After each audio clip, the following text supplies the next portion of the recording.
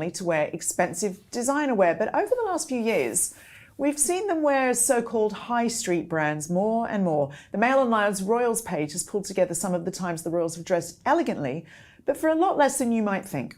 Natasha. What is he doing? Tell us what caught your eye here. Well, there were pictures of the Princess of Wales wearing the Veja trainers, which we talked about last week when Prince William wore them, so they're obviously a favourite. Charlotte, you said you're a fan, so clearly you're in line with all the royals. Okay, I'm listening. You have my attention.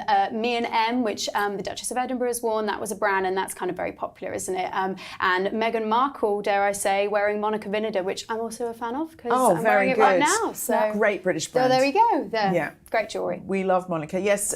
Okay. Me and M is one of those labels that may as well just take any money I earn and just take it without having the middle woman of me. But, so yeah, exactly. Yeah, Me and M. We love them, but you know, we are used to hearing about Catherine's great style, aren't we? After all these years, but Beatrice is holding her own these days. She's becoming more and more of a style icon. Yes, Beatrice just won Tatler's Best Dressed Person. I'm not just royal, person.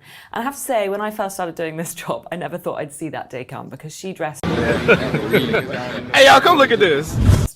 Unfortunately, not very well It was for a long fascinator, time. wasn't it? That Yeah. she wore to I feel like, you know... The pretzel, the she's famous just pretzel. haunted by that one hat when Yeah. actually she's fine. She always looks great. Yeah, well, she's got Olivia Buckingham as her stylist now, and she's now gone up a level. You're right to say the pretzel, it was a bit of a one-off, but she never dressed amazingly, whereas now she's just amazing. She looks so glamorous. She's found the perfect silhouette for her figure. And actually, she was out at Nikki Hilton's dress launch this week. Wow! And you can't tell she's pregnant, by the way. She still looks incredibly svelte. She looks great. She's in a little black dress. And she's she's really coming into her own, I think. We love to hear it. Now, Richard, we don't always drag you into our fashion chats. But did anything grab you from this story? I mean, what occurs to me, it is very difficult how to dress when you're a member of the royal family. You know, do you go sort of upmarket or do you go to sort of high street labels and things? There was one, I've written a piece. Wait for it. Piece about Meghan for Mail Plus today, and actually there was one incident there where she visited a school in Harlem, New York, where there were lots of deprived children. I think about 90% were on free school meals. Okay. And she turned up in the most expensive outfit you can imagine, these stilettos, and the whole thing cost thousands. And lots of people at the time thought it seemed inappropriate. So it just highlighted for me how difficult it is and how much thought you actually have to put in before an engagement as to what you wear. Exactly. And I think, you know, the thing is, like, particularly the British high street, Wait for it. we know, is brilliant for shopping. So it is possible to dress well without dripping in money. They're really good, the royal family, at finding Zara jackets that look like they're Chanel. Yeah. And Beatrice wore one recently that's kind of got round buttons. So you can look, if you are royal, you can look seriously regal in a high street jacket because you are royal. And you're looking regal in high street today. Oh, thank you very much. Yes, everybody's doing well. Well, lots more to come on this show, including a fierce article on Meghan from a leading editor. Before that, though, let's take a look at a couple of your comments. Now, Carla had this to say about Harry and Meghan buying a house in Europe. Okay. Portugal is not for Meghan. Here, nobody cares who she is, no paparazzi. Remember, Madonna lived here and never was photographed because we really don't care. That would be a nightmare to her being completely ignored. Okay, then. Well, we'll have more on that story in just a moment. But after our discussion of Sophie, Duchess of Edinburgh's trip to Africa last week, Jake wrote, "It was so nice to hear Richard say what I have been thinking. Sophie's in the mould of the Princess Royal, who are blessed, to have them both. Wonderful ladies." Loads of you wrote in about Prince William's beard. Some of you love it, like Cindy, who wrote in with this helpful maths. Prince William plus beard equals very dashing. 3 exclamation marks. Oh my God! And now some of you are more in Camp Sandra, who says, off with his beard. Yes, all of it. William, Prince of Wales, has his entire life to look old. He is the youth and vibrance of the royal family. I hope he will enjoy that while he can. And you were divided about the goatee idea, but some were up for Charlotte's suggestion of a tash, like Janie, who says, I actually like the idea of a moustache for William. The beard does make him look a bit unkempt. Are you serious? Well, we'll have to add a new option to that crucial poll. Please keep those comments coming in. We love to read them. Enough about beards for 1 week. Let's get back to the panel. Now, Richard, after your world exclusive last week, world exclusive, about Harry and Meghan buying a house in Portugal, your colleague, Alison Boshoff, went off to find why they might have chosen to buy a place there. How come you didn't get to go to Portugal? I know, everyone else seems to get the best jobs. I'm stuck in the office. Ladies and gentlemen, we got him. But no, essentially what was lacking from the story is kind of why. You know, there was suggestions that they might have done it because they would get these visa to travel without restrictions. Wait for it. This golden visa that we were discussing. This golden visa, yeah, but it's not really clear why they decided to buy a place in Portugal. And what Alison was exploring and what she'd heard was that it's about being close to Harry. Here it comes. Harry's cousin, Princess Eugenie, and her family, who live in that area already. And in fact, Jack Brooksbank, Eugenie's husband, works for a developer there, a property developer. And they are Hey, y'all, come look at this. royals, really, that Harry and Meghan remain close to, perhaps the only ones. So Eugenie and Jack live in Portugal? Yes, they split their time between London and Portugal, but Jack Brooksbank, Eugenie's husband, works for the property developer there. Nice work. Yeah, and you know, Eugenie and Jack have children similar age to Harry and Meghan. We know they're very close. You might remember they featured quite heavily in that Netflix series, Harry and Meghan.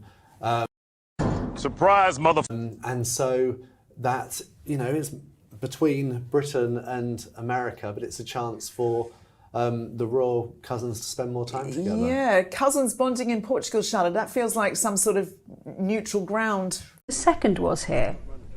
And it's clear the issue of republicanism, while still live and very much worthy of debate, is not a matter that's massively excising Australians at the moment. Tomorrow it's onwards to Samoa for the Commonwealth Heads of Government meeting, which is another very, very high profile event, particularly for the King, because it will be the first time he's attended that event as sovereign and head of the Commonwealth. Are you serious? And before I sign off, I just wanted to say a huge personal thanks to the many dozens of Palace Confidential viewers who have stopped me to say hello or waved or shouted as I've been running past while I've been in Australia. It's been incredibly heartening to see how popular the programme is. So thank you very much. And I've made sure I've passed on all your best wishes to Joe and Richard. Rebecca English there, and we very much look forward to her take from the Samoa trip next week. Richard, we should mention... Okay, I'm listening. You have my attention. At this point, something that has had quite a lot of attention online, that there is a man who claims to be the son of Charles and Camilla. What can you tell us? Yeah, he has become a bit of a familiar figure over the last few years. It's What? someone called Simon Doran-Day, or Simon Charles. He does have Charles as a middle name. What does he think the clue's in the name? Possibly. But he does claim to be a child, illegitimate son of Charles and Camilla. And he's been demanding DNA for a long while. And he had hoped to use this visit as a chance to sort of confront them, I think. Or pluck a hair for a bit of a DNA test. I should say, to be fair to him, not necessarily to confront them, but he hoped to use the trip to perhaps get to know his parents, sort of thing.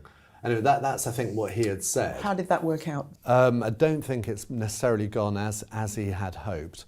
But essentially, the palace can't be just handing What? out DNA. You know, I mean, where do you start? I think his evidence, on the face of it, does seem to be quite thin. It's to do with his adoptive grandmother, I think, who he lived with. Or, What the hell? and it comes through her line. Right. But anyway, he's got it in his head. Apparently she worked for the Queen. She worked for the Queen, right. Well, anyway, it is what it is. And Wait for it. the tour has finished without him being able to meet his supposed parents. Gosh, Natasha, there's not really a lot that the King and Queen can do about this, is there? No, I would say they're sticking to the phrase which they always use, which is just keep calm and carry on. Yeah. Here it comes. Yeah. Don't complain, don't explain. Yeah. Don't explain that one. Charlotte, to a very reliable royal source now, and Mike Tyndall has made more really quite sweet revelations about life with the royal family, hasn't he? Very good question.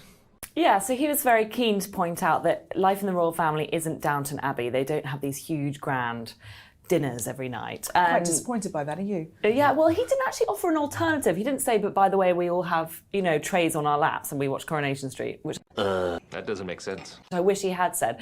But he did say that he released a picture of his daughter, Mia Tyndall, with Prince Philip, and Prince Philip was just eating some picnic food. It just looked very informal, and it was really nice to get a glimpse of that informal side of the royal family. And watching racing with the Queen and Zara. Yes. Like on TV, it's quite an image, isn't it, to imagine just sitting around the box with the Queen. I kind of can imagine them watching the races because they love racing, don't they? And they love all things horses. yeah. But yeah, the idea of... And actually, he did give us a glimpse of what it's like, little grandchildren running around and just sort of asking Grandpa to pass the toast or, whatever. It's quite nice to know. There was one thing he said which I thought was really poignant. Okay. He said that he wished that he'd asked Queen Elizabeth more questions, really, because he did have the opportunity to sit next to her at some dinners. And looking back, he thinks there's so many things that, with all her experience of politics and presidents and stuff, that he would have liked to have asked her. But he was... Stop it. Always nervous and Yeah. always sort of, on his best behaviour. So But that's the never strangest did. thing about that family, isn't it? It's like it's your grandmother-in-law, but she's also the Queen of England. It's Yeah. like, how do you tread that line? Yeah, I imagine he was trying to sort of play it cool. Yeah, and yeah. it's not very cool to start, asking lots of difficult questions. Yeah. They really appreciate him playing it cool. That's the other really nice story that came out around his book, which is that they really appreciate him. They don't think of him as some commoner that married into the family. They love how casual and informal he is. And apparently, when there's a very formal occasion or if everything's quite serious, he just adds a real lightness of touch to everything. And they really appreciate him for that. And they clearly trust him because he went on I'm a Celebrity, which is not Wait for it. the sort of thing, if they didn't trust him Yes. to kind of be out with the public and, being honest with people, I'm sure they could have stopped that. Yeah, and he managed to get through 2 weeks in the jungle without saying anything particularly damaging. Or Much to Richard's disappointment. But I mean, there's no suggestion that he's betraying confidences, but he's sort of like towed a clever line in that there's all these affectionate, sweet stories that royal fans will love, but he's not upsetting anyone in the royal family. No, so he sort of talked about picnics What? in Scotland and this kind of thing, which we do know, we know a bit. I think what's interesting, though, is kind of hearing it directly from a member of the family, though, because these things we're used to reading about from royal correspondents or, sort of friends and people. But to actually hear it, it's interesting. Yeah, but I mean, sometimes you do hear from Prince Harry about life in the royal family, but it sounds sort of like sort of a contrast. Well, at least he's doing things very differently, yeah, and he's always accentuating the positive. So good for him. Yay, we love Mike Tyndall. Well, Richard, just quickly for viewers, remind us the name of the book of Mike's that these revelations came from. Well, it's a book to accompany his popular rugby podcast. Are you serious? Which is The Good, the Bad and the Rugby. Our viewers might remember they recorded an episode of the podcast at Windsor Castle with Prince William, Catherine and Princess Anne. That's right. That was a very good watch. So it's basically a book to sort of go with that. So I think readers might find that actually most of it is about rugby. Yeah, well, but still, check that out anyway. Well, a quick look at some royal fashion before we get to your comments. Now, we do expect our royal family to...